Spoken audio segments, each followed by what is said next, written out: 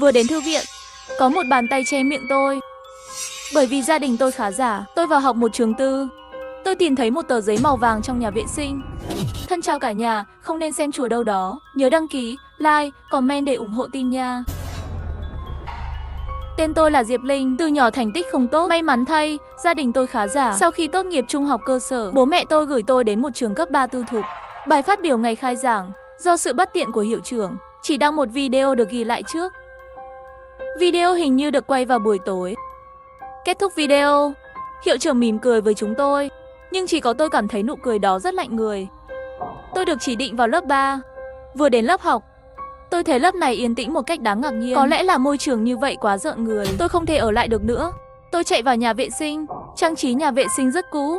Không biết có phải là ảo giác của tôi không? Ở trong góc, nhìn thấy một chút chất lỏng màu đỏ sẫm. Nhưng tôi vẫn cố nén cảm giác buồn nôn. Tôi đi vệ sinh thường ngồi ở vị trí cuối cùng. Vừa đóng cửa lại, tôi thấy một ghi chú trong nhà vệ sinh. Tôi không kìm được sự tò mò nên đã mở ra. Chào, nếu bạn có thể thấy những gì trên tờ giấy này, điều đó có nghĩa là bạn chưa bị nhiễm bệnh. Bạn phải nhớ các quy tắc sau. Những điều này tôi đã tổng kết rất lâu rồi. Nhóm trường này chỉ có thể chọn ở lại ký túc xá. 1. Tuyệt đối không học ngoại trú nếu bạn đã chọn ở trường rồi. Phải trong ngày hôm nay, đến văn phòng cố vấn để thay đổi. Nếu không mạng sống của bạn sẽ không được đảm bảo. Hãy vui lòng dựa theo lịch học để học. Đừng tin vào thời gian trên đồng hồ. Đó là giả. 3. Sau khi tự học buổi tối phải về ký túc xá. 4. Buổi tối tự học nếu không thấy giáo viên. Đừng để ý. Quay về ký túc xá ngay. Về ký túc xá trước 9 giờ. Tốt nhất là một người ở một mình ở ký túc xá nếu họ chỉ định cho bạn. 4 người một ký túc xá. Bạn có thể đi tìm chủ nhiệm cố vấn. Đừng tìm giáo viên sẽ không đồng ý. 6. Mỗi phòng ký túc xá, tất cả đều có một phòng vệ sinh đơn. Nếu phòng của bạn không có, vui lòng kịp thời đi tìm cố vấn giảng dạy đổi ký túc xá. Sườn heo on trong nhà ăn nhất định không được ăn. 8. Vui lòng tránh xa văn phòng hiệu trưởng. Ở đó có nguy hiểm. Nếu bạn đến văn phòng hiệu trưởng, vui lòng về ký túc xá trước 8:50. Sau khi vào ký túc xá, vui lòng bật đèn cho đến 5 giờ ngày hôm sau. Đảm bảo toàn thân ở trong ánh sáng. Nếu đèn phòng ngủ tắt, vui lòng tìm đèn dự phòng trước khi đèn tắt. 9. Phải về ký túc xá trước 9 giờ. Đừng mở cửa sau 10 giờ tối, dù đó là ai.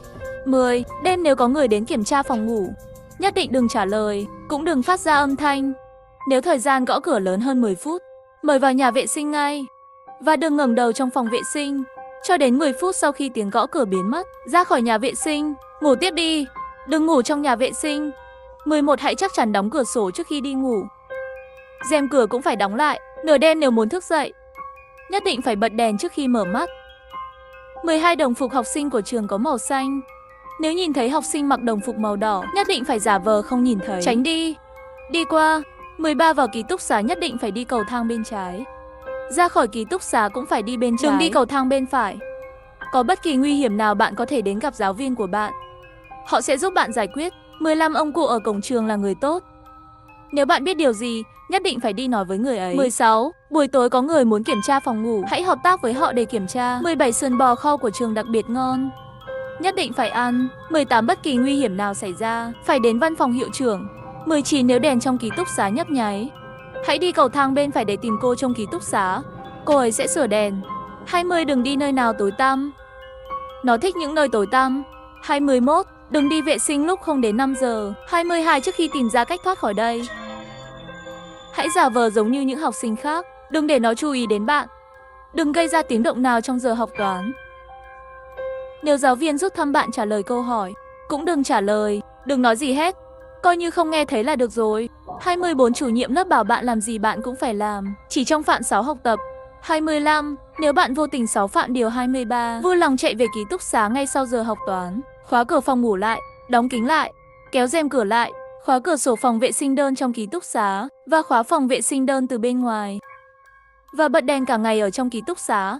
Trong vòng 24 giờ, buổi tối, cô trong ký túc xá tắt đèn. Bật đèn ghi lên đi, hãy chắc chắn rằng bạn đang ở trong ánh sáng. 26. Đừng tin ai khác ngoài bạn. 27. Không được đến văn phòng giáo viên tiếng Anh. 28. Các bạn học khác chỉ bị nhiễm bệnh thôi, sẽ không làm hại cô, nhưng hành xáo của họ sẽ được cơ giới hóa, và giáo viên bảo họ làm gì thì họ sẽ làm. 29. Đừng để Diệp Tư Huyền đến văn phòng tiếng Anh. Nếu có thể, hãy tìm thuốc giải và cho cô ấy uống. Cô ấy biết tất cả. Hãy nhớ rằng nó có thể đã thay đổi các quy tắc, và anh ta sẽ bắt chước chữ của bất cứ ai. Vì vậy, đừng tin tất cả các quy tắc trên. Nội dung đến đây thì đột ngột kết thúc. Nhìn thấy nội dung trên tôi rùng mình. Nói cách khác, ở đây có nó. Tôi vừa đến cửa nhà vệ sinh, tôi thấy một người mặc đồ đỏ. Là một nữ sinh tóc dài đứng trước cửa nhà vệ sinh. Chặn hoàn toàn cửa nhà vệ sinh. Tôi cố nhớ lại những gì trên tờ giấy đó. Tôi nhớ phải đi qua cô ta. Nhưng tôi lại sợ nó đã bị nó sửa đổi rồi. Tôi giả vờ không nhìn thấy, trực tiếp xuyên qua người cô ta. Sau khi đi qua, tôi chạy thẳng trở lại lớp học. Tôi không dám nhìn lại. Chắc là hắn không đi theo. Điều đó có nghĩa là quy tắc 12 là đúng. Đến lớp học, tôi thấy cô giáo trên sân khấu cứ nhìn chằm chằm vào tôi. Tôi lập tức run rẩy. Vì để giống bọn họ tôi giả vờ đọc sách. Sau một lúc, giáo viên không nhìn chằm chằm vào tôi nữa. Vì vậy, có thể chứng minh rằng 22 quy tắc cũng đúng. Qua tiết 5. Tiết tiếp theo là lớp của giáo viên toán. Tôi nhớ lại quy tắc 23. Mặc dù không biết là đúng hay sai, nhưng tôi luôn cảm thấy nó đúng. Các bạn, đến giờ học rồi. Mời quay lại chỗ ngồi để bắt đầu bài học. Vào học rồi. Một phụ nữ trung niên khoảng 40 tuổi bước vào. Không biết có phải là ảo giác không? Có một lúc tôi thấy người đó không có chân. Cả người như dịch chuyển vậy. Tôi đã bị sốc. Tôi càng tin rằng điều 23 là đúng. Sau đó giáo viên bắt đầu dạy học. Đột nhiên giáo viên chỉ vào tôi, bảo tôi trả lời câu hỏi. Tôi không trả lời gì cả. Giáo viên cũng không nhúc nhích. Cô giáo thấy tôi không có động tác, đành phải từ bỏ, trở lại bục giảng. Bắt đầu tiếp tục giảng bài, cũng không làm gì tôi. Sau giờ học, chủ nhiệm lớp vào lớp gửi cho mỗi chúng tôi một lịch học. Bữa sáng 5, 10 đến 5, 30 tiết đầu tiên 5, 40 đến 6, 20. Tập thể dục buổi sáng 6, 30 đến 6, 50. Chạy bộ 7, 00 đến 7, 20 nghỉ từ 7, 30 đến 8, 00. Tiết học thứ 2, 10 đến 8, 50. Tiết thứ 3, 8, 50 đến 9, 30. Tiết 49, 40 đến 10, 20. Bữa trưa 10, 30 đến 12 giờ trưa. Nghỉ ngơi 12, 10 đến 13 giờ. Tiết thứ 5, 13, 10 đến 13, 50. Tiết 6, 14 giờ đến 14, 40. Tiết 7, 14, 50 đến 15, 30. Tiết 8, 15 giờ 40 phút đến 16 giờ 20 phút. Lớp thể dục cố định 16, 30 đến 17, 50. Bữa tối 17, 50 đến 19 giờ. Tự học buổi tối 19 giờ đến 20, 40. 10 giờ đúng giờ tắt đèn. Trên đây là nội dung của lịch học. Sau khi hoàn thành, chủ nhiệm lớp đặc biệt nhấn mạnh nhất định phải làm theo cái này. Trong trường học không được phép mang theo đồng hồ, không được phép mang theo điện thoại di động. Tôi nhìn đồng hồ treo trên tường. Thời gian hiển thị ở trên là 14, 44. Nhưng tôi đã lén đeo đồng hồ. Tôi nhìn vào thời gian 14, 49. Quả nhiên đồng hồ không đúng. Xem ra cái đồng hồ đó là để lừa gạt. Vậy thì có thể chắc chắn rằng cái thứ hai là chính xác. Vì vậy, lịch học là chính xác. Nếu tôi không mang theo đồng hồ, sau này nếu tôi có bất kỳ nguy hiểm nào, chắc chắn chết. Có vẻ như thời gian của đồng hồ sẽ nhiều hơn bình thường. Thời gian chậm 5 phút. Lúc này chuông lớp vang lên. Tôi vội vàng nhìn đồng hồ đeo tay. 14 giờ 50 phút. Kết thúc tiết học này, giáo viên đột nhiên nói muốn soát đồ. Hóa ra là lớp 2 có một học sinh mang theo điện thoại di động. Tôi giả vờ bình tĩnh, nhưng trong lòng đã loạn hết cả lên rồi. Trong trường hợp khẩn cấp, có một người đàn gõ cửa. Trong khoảnh khắc này, tôi trực tiếp cầm đồng hồ lên ném ra ngoài cửa sổ. Người gõ cửa là một cô gái, đặc điểm khuôn mặt thanh tú, trông khá trầm. Một khi không bị nhiễm, sao lại không học như những người khác? Thay vào đó lại chạy đến lớp học của chúng tôi. Nhưng tôi không hiểu tại sao cô ta chạy ra được để kịp cứu tôi. Sau giờ học tôi muốn đi tìm cô gái đó. Vừa ra khỏi phòng học, tôi thấy cô gái vừa gõ cửa đứng cạnh cửa. Tôi vừa định hỏi cô ấy tại sao cô ấy lại giúp tôi. Kết quả cô ta nói trước: "Bạn cũng không bị nhiễm bệnh phải không?" Tôi không trả lời, bởi vì trên ghi chú hình như có một cái còn viết không thể tin ai. Cho nên tôi cảnh giác hơn. Tôi là Lâm Thiến Thiến, lớp 1 lớp 11. Bố tôi là cảnh sát. Trước đây ông ấy đã phát hiện ra những người ra khỏi trường này đều có chút không bình thường, khác với trước kia. Cho nên muốn tôi vào đây điều tra. Tôi rất cảnh giác. Tôi phát hiện hiệu trưởng hình như không phải người bình thường. Và bây giờ là mùa thu. Sau khi khai giảng, lại gửi kem cho mọi người. Thế là tôi không ăn kem. Sau đó tôi phát hiện tất cả đều trở nên kỳ lạ. Quả nhiên kem có vấn đề. Nhưng tôi sợ mình bị phát hiện không ăn kem. Vì vậy, tôi cũng giả vờ như họ. Đây là tất cả những gì tôi biết. Còn bạn thì sao? Cô ta lại nói tất cả những gì cô ta thu hoạch được. Nhưng tôi mơ hồ cảm thấy có gì đó không ổn. Cuối cùng tôi vẫn không nói cho cô ta biết những quy tắc đó. Chỉ nói với cô ta một số thứ vô dụng. Cuối cùng sắp đến giờ học rồi, cô ta bảo với tôi sẽ gặp tôi lúc 12 giờ đêm nay. Tôi còn nghi ngờ hơn, tại sao phải là 12 giờ? Cô ta nói với tôi là tắt đèn rồi, để không bị quản lý bắt được. Sau khi nói xong, cô ta bỏ đi. Chuông học vang lên. Tôi vội vã trở lại lớp học. Lớp này là tiếng Anh. Đây cũng là lớp mà tôi ghét nhất. Một lúc sau, một người phụ nữ xinh đẹp bước vào. Các bạn nào được tôi đọc tên thì đến văn phòng tôi. Kiểm tra ngẫu nhiên nội dung hôm nay dạy. Các bạn có biết Trần Sở Đình, Diệp Tư Uyển, Diệp Linh, Tô Mộng Giao, Lâm Kiều Kiều. Tôi ngạc nhiên khi nghe thấy tên mình trong đó. Vậy tôi có nên đi hay không? Giáo viên tiếng Anh nói lại lần nữa. Tôi nghe kỹ phát hiện Diệp Tư Uyển cũng ở bên trong. Tờ giấy đó nói cô ấy biết tất cả, nhưng cô ấy không thể đến văn phòng. Tôi có nên tin không? Không quan tâm được nhiều như vậy, chắc chắn sẽ an toàn hơn nếu không đi. Vì vậy, khi tất cả bọn họ đi, tôi ngồi yên trên ghế. Nhưng bởi vì cô giáo cứ nhìn chằm chằm vào tôi, khiến tim tôi run lên. Tôi phải đi với họ. Mặc dù tôi không biết Diệp Tư Uyển, nhưng trên quần áo của chúng tôi đều có tên. Tôi nhanh chóng tìm thấy cô ấy và thuận tiện đi đến bên cạnh, kéo tay cô ấy và chạy đi. Chạy rất nhanh, sợ giáo viên tiếng Anh đuổi theo.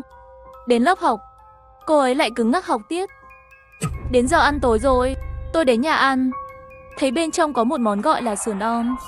Tôi lại nhớ đến hai cái đối lập trong quy tắc. Quy tắc thực sự tôi tin không ăn nhiều hơn. Vì vậy, tôi tự nhiên tránh món ăn đó. Khi tôi trở lại vị trí của mình, thấy trong bát của tôi có thêm một món ăn, và món này là sườn heo om. Không kịp nghĩ xem những món ăn này đến từ đâu, chủ nhiệm lớp đi đến và ngồi cạnh tôi, nhìn chằm chằm vào tôi như muốn thấy tôi ăn món đó. Cô giáo mới muốn rời đi, đang nghĩ phải làm gì, một cô gái đi tới. Không biết cô ta nói gì với chủ nhiệm lớp. Chủ nhiệm lớp bị cô ta đưa đi rồi. Tôi nhanh chóng đổ món ăn đó đi. Một lát sau, cô gái kia quay lại. Cô ta vô tình đi ngang qua tôi. Chờ tôi ở thư viện. Trong lúc mơ hồ, tôi nghe thấy câu nói này. Tôi không biết liệu tôi có thể tin không, nhưng trong lòng tôi có xu hướng không tin hơn. Tôi không tin ai cả, nhưng tôi quyết định đánh cược. Cho dù cô gái này không phải là người, là để hại tôi cũng muốn thử xem. Bây giờ tôi không biết gì cả, chỉ có thể đi thử xem. Chỉ cần trời chưa tối hẳn là không có gì nguy hiểm lắm phải không? Vừa đến thư viện, có một bàn tay che miệng tôi và một tay khác khóa cửa lại. Rồi cô ta buông tôi ra. Tôi phát hiện đó là cô gái đã cứu tôi trưa nay. Sau đó cô ấy nói với tôi xin chào. Tôi là Diệp Từ Ngũ, lớp 2 lớp 12, chị gái của Diệp Tư Oản. Tôi vốn không muốn biết nhiều về cô ta. Rồi tôi nghe thấy cái tên Diệp Tư Oản này, tỉnh táo ngay lập tức. Bởi vì trong quy tắc đã nói rõ ràng rồi, Diệp Tư Oản biết mọi thứ. Vậy có phải cô ta cũng biết không? Tôi là Diệp Linh, lớp 3 lớp 10. Bạn vừa nói bạn là chị của Diệp Tư Oản. Tôi hỏi với giọng điệu nghi hoặc. Phải, cô ta trả lời. Tôi luôn có cảm giác cảnh giác với người lạ. Không tin cô ta lắm. Đừng sợ, tôi không phải ma. Bạn có tìm thấy ghi chú gì không? Đó là cái tôi tìm thấy trong ngăn kéo phòng học. Trên đó viết một đống những thứ kỳ lạ. Tôi không tin cô ta, thế là chuẩn bị lừa cô ta, cố tình nói sai vị trí của nhặt được. Vâng, là tôi đã viết nó. Cô ta nói với vẻ mặt chân thành. Vớ vẩn, cô ta quả nhiên đang nói dối. Không có ghi chú nào trong ngăn kéo cả. Đây là trong nhà vệ sinh. Tôi càng không thể tin cô ta. Ngôi trường này được thành lập bởi cha mẹ của Diệp Tư Oản. Bố mẹ tôi chết rồi. Sau đó, tôi được cha mẹ của Diệp Tư Oản nhận nuôi. Diệp Tư Oản là con gái ruột của họ. Tôi chỉ là người được họ nhận nuôi, nhưng họ đối xử với tôi rất tốt. Tư Oản cũng đối xử với tôi rất tốt. Khi họ mới mở trường, tôi mới lên cấp 2, có lẽ là năm thứ 3. Bố mẹ tôi mất một thời gian. Tôi cũng không biết nguyên nhân là gì. Trường cấp 3 này, bố mẹ tôi dạy cho một người đàn ông. Tôi không biết anh ta, chưa từng nghe cha mẹ nhắc đến. Năm thứ nhất, tôi đến trường này. Tính cách của tôi tương đối hướng ngoại. Sau đó tôi dần nhận ra có gì đó không ổn. Tôi bắt đầu phát hiện, đây không còn là trường cũ nữa. Ở đây dường như trở nên yên tĩnh. Thật kỳ lạ, cảm thấy giáo viện ngày càng bất thường. Vì vậy, tôi bắt đầu nghiêm túc điều tra ở đây. Sau đó tôi phát hiện ra rất nhiều bí mật. Tôi cũng muốn giúp nhiều người trốn thoát hơn. Và tôi đã viết ra ghi chú đó. Nội dung cụ thể tôi không nhớ rõ nữa. Bây giờ tôi đã học năm thứ 3 rồi. Tôi vẫn đang tiếp tục điều tra. Bởi vì nếu không điều tra, tôi sợ chúng ta sẽ mất mạng. Bởi vì trường này có tỷ lệ tốt nghiệp 90%. Nhưng mà đi vào đều là một đám nhà giàu. Làm sao có thể tăng nhiều như vậy chỉ trong 3 năm? Vì vậy, tôi đoán họ tốt nghiệp không phải là tốt nghiệp thực sự, nó bị thay thế. Em gái tôi hình như biết điều gì đó. Và nó nói tôi nên nghiêm túc nghĩ kỹ lời nó nói. Có lẽ cô ta nói nửa thật nửa giả. nhưng chắc chắn sẽ không đúng tất cả, rất có thể là đang nói dối tôi. Dù sao, vì tờ giấy, tôi đã không còn tin tưởng cô ta nữa. Vậy cô nói, em gái cô biết chuyện gì đang xảy ra? Và tại sao em gái của cô lại học cùng lớp với tôi? Nếu cô ấy biết những gì, sao lại đến đây? Tại sao vẫn bị nhiễm? Một ngày trước khi cha mẹ chết, cha mẹ gọi em gái một mình đến một nơi. Nói gì đó, tôi đoán có biết gì đó. Thực ra em gái tôi và tôi đều không phải là cùng một tuổi. Nhưng không biết tại sao, tôi là người duy nhất bị mắc kẹt trong vòng lặp. Đây là vòng lặp thứ 3 của tôi. Không biết vì sao lại đột nhiên xuất hiện cô. Sau đó tôi mới phát hiện ra sự khác biệt của cô. Vì vậy, tôi muốn cùng cô cứu họ. Tôi lặng lẽ nhìn cô ta. Tôi vẫn không tin cô ta. Và giữa những lời nói của ấy, quan sát thư viện, đột nhiên tôi nhìn thấy ở một góc hình như có một đôi mắt. Chỉ trong nháy mắt, tôi đã nhận ra đôi mắt đó. Đó là của hiệu trưởng. Bỗng nhiên cô ta căng thẳng nói, chúng tôi đã ở đây hơn 20 phút rồi. Phải ra ngoài. Tại sao? Tôi hỏi cô ta. Thư viện an toàn, ma không thể vào được. Nhưng nếu ở trong thư viện, thời gian ở lại hơn nửa tiếng, tất cả các bóng ma sẽ tự động tụ tập ở đây. Cô ta vừa nói vừa kéo tôi ra khỏi thư viện. Ra khỏi cửa, cô ta bỏ đi mà không nhìn lại. Bây giờ tôi lại nhớ đến đôi mắt đó. Tôi thấy rất đáng sợ. Tôi có một ý tưởng táo bạo trong đầu. Đây không phải là phòng hiệu trưởng sao? Sau đó tôi đi chạm vào tấm biển ở cửa, là nhãn hiệu phòng thí nghiệm, chạm vào dấu vết được khắc bằng dao, nhưng lại khắc là phòng của hiệu trưởng. Cho nên nói cô gái kia cố ý nói dối tôi. Còn nữa, theo quy định thì không được đến gần phòng hiệu trưởng, nhưng tôi đã vào. Xem ra tối nay chỉ có thể làm theo quy tắc nói. Sau buổi tối tự học, tôi chạy về ký túc xá, bởi vì tôi phải đến ký túc xá trước 8:50. Vừa đến ký túc xá, tôi nhìn một chút thời gian 8:48. Cũng may là chưa đến 8:50. Khoảng 1 tiếng sau, tôi nghe tiếng gõ cửa. Bên ngoài nói là kiểm tra phòng. Kẻ ngốc mới mở cửa. Tôi giả vờ như không nghe thấy. Khoảng 5-6 phút sau, người kia bỏ đi. May mắn là chưa đến 10 phút. Nếu không thì phải đi phòng vệ sinh. Trong ấn tượng của tôi, nhà vệ sinh thường là nơi không tốt. Tôi tự nhiên không muốn đi. Khoảng 12 giờ đêm, có tiếng động bên ngoài. Tôi mơ hồ nghe thấy tiếng Diệp Từ Ngũ. Tôi là Diệp Từ Ngũ. Mở cửa ra, giọng cô ta run rẩy. Tôi không tin cô ta là người, đặc biệt là khi cô ta nói đến gặp tôi lúc 12 giờ, đã xác định cửa không có mắt mèo. Tôi phải nằm xuống sàn, nhìn qua khe cửa xem bên ngoài có gì. Tôi thấy một đôi mắt đỏ. Tôi không biết cô ta đứng ở cửa như thế nào. Tôi không dám tưởng tượng, chỉ nhìn một cái là tôi đã đứng dậy. Tôi trở lại giường và tiếp tục ngủ. Nói là ngủ, nói đúng hơn là nhắm mắt nghỉ ngơi. Vài phút sau lại mở mắt. Dù sao tôi cũng sợ đèn đột nhiên tắt. Một lúc sau, bên ngoài không có tiếng động gì. Chắc là cô ta đi rồi. Thế là tôi sống bình an vô sự đến ngày hôm sau. Tôi gần như cả đêm không ngủ. Dưới mắt treo quầng thâm màu xanh đen. Tôi đã gọi một bữa ăn. Lần này tôi không dám chọn đồ ăn, bởi vì tôi sợ đồ ăn bên trong lại đột nhiên xuất hiện xương sườn ôm. Tôi đang ngồi xuống chuẩn bị ăn, cảm nhận một ánh mắt nóng rực. Tôi nhìn lại, hóa ra là Diệp Từ Ngũ. Cô ta biết không giấu được. Rồi cô ta nhìn tôi, là ác ý không che giấu, như thể giây tiếp theo sẽ nuốt chửng tôi. Tôi không quan tâm đến cô ta. Tôi đoán họ nên thỏa thuận được điều kiện gì mới có thể chạm vào tôi, và tôi đã không đạt được điều kiện đó. Họ không thể giết tôi. Ăn xong là tôi đến lớp học. Lớp học này bình thường. Sau giờ học, tôi đang nghĩ cách tìm thuốc giải. Bây giờ tất cả những điều này có lẽ chỉ có Diệp Tư Oản biết. Tôi phải tìm cô ta. Vừa mới nghĩ đến một nửa mới nhớ ra còn phải đi tập thể dục. Trường học này cũng không có tiếng chuông. Chắc là không muốn chúng tôi đi. Không chắc sẽ có hình phạt gì nữa. Tôi đã thành công trước khi bắt đầu tập thể dục trước 1 phút. Đến sân thể dục, giáo viên nhìn tôi đầy ác ý, như thể đang chỉ trích tại sao tôi lại đến tập thể dục. Và ánh mắt nhìn tôi của thực giống hệt Diệp Tư Ngũ.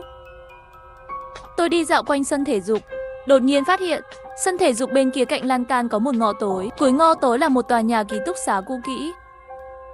Không biết nó đã bị bỏ quên bao lâu rồi. Xem thời gian còn hơn 20 phút nữa mới đến giờ lên lớp. Tôi liền can đảm để vào và khám phá. Tôi thò đầu vào trong. Nhưng tối quá, tôi không thể nhìn nổi gì. Tối một cách kỳ lạ, vì tôi không mang theo đèn pin, cũng không dám cứ như vậy mà vào. Tôi liền ra ngoài. Tôi định xem xung quanh ký túc xá. Ở phía sau tòa nhà bỏ hoang này, tôi nhìn thấy một vũng máu khô, và có một người nằm trên vết máu. Có lẽ cũng không thể dùng người để hình giống như một bộ xương.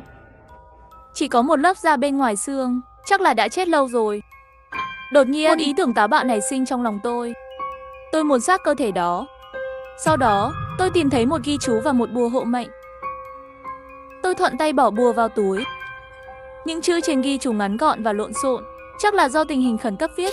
Đi đến ký túc xá 403. Tòa nhà ký túc xá mà cái xác nói đến chắc là tòa nhà ký túc xá bỏ hoang này. Mà phòng 403 này có thể có cái gì đó. Nhìn vào thời gian, chỉ còn 10 phút. Không có thời gian nữa rồi. Giờ ăn trưa chỉ có nửa tiếng. Chắc là không đủ thời gian đến. Giờ ăn tối là 1 tiếng 10 phút. Chỉ có thể ăn tối nhanh thôi. Đến phòng 403 trước giờ học tối. Dù sao ở lại chỗ này thêm 1 phút nữa, tôi nghĩ nó sẽ nguy hiểm hơn một chút. Nói xong tôi chuẩn bị quay về. Và tôi nhận ra rằng ngõ tối đó đã biến mất. Giống như tự dưng biến mất. Tôi đã cẩn thận tìm kiếm từng nơi một, nhưng không tìm thấy ngõ tối đó. Vậy tôi phải làm gì? Có vẻ như những người tìm thấy ở đây hoặc là chết, hoặc là mở khóa bí mật và rời đi. Không có cách nào, tôi chỉ có thể kiên trì đi vào trong tòa nhà ký túc xá bỏ hoang này. Đột nhiên tôi sờ thấy một cái gì đó giống như một công tắc. Có thể là công tắc đèn. Tôi bật đèn lên. Tôi nhìn trái nhìn phải. Xung quanh thật sự sáng lên. Khi quay lại nhìn, tôi đã bị sốc. Trước mặt tôi có một khuôn mặt. Bóng ma mặc đồ đỏ. Tôi muốn hét lên, nhưng tôi nhịn. Đi qua nó như thể tôi không nhìn thấy gì cả. Tôi nhanh chóng tìm được phòng 403. Vừa vào thì cửa đã đóng lại. Tôi lục tung trong ký túc xá để tìm. Cuối cùng tìm thấy một lọ thuốc trong ký túc xá và một ghi chú. Trên tờ giấy ghi là uống lọ thuốc này đi. Tôi mới nhìn thấy chữ đầu tiên. Không biết ở đâu lại đến một con ma nữ. Tôi đã uống chai thuốc đó. Sau đó những thứ xung quanh dần dần biến mất. Tôi đột nhiên tỉnh dậy khỏi giường. Mọi thứ xung quanh đều ổn. Đây là phòng của tôi. Lúc này chỉ nhớ mới chậm chạp quay về. Thì ra tôi đã tốt nghiệp rồi. Không phải học sinh cấp 3 gì cả. Vậy những gì tôi trải qua trước đây có phải là một giấc mơ không? Tôi không thể tin được. Cũng không thể tin những gì tôi trải qua lại là những giấc mơ. Thật sự là mơ sao? Tôi sờ sờ túi. Bên trong hình như có cái gì đó. Bác cái đanh đá chiếm nhà để xe để nhảy múa quảng trường. Kết quả là động đất. Được Diêm Vương mời đi uống nước chè.